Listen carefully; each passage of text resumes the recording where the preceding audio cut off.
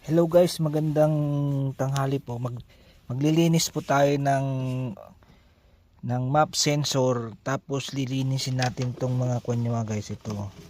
Itong kwan niya, kasi alam niyo bakit pag nalilinis yung mga guys, lalo na pagka hindi malinis yung mga guys, yung sensor niya, magkakaroon ng kwan, ng check engine sa loob ng dashboard. Ngayon, ang importante nyo pong linisin, ito po yung lininisin nyo. Nakikita nyo po ba yung nasa loob? Ito po, ito yung map sensor. Kailangan malinis po yan mga guys.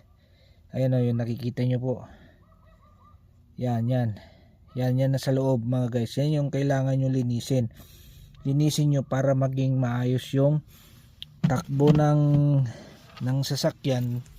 Tapos yung pointer niya mga guys, ayan o, lilinisin natin mga guys.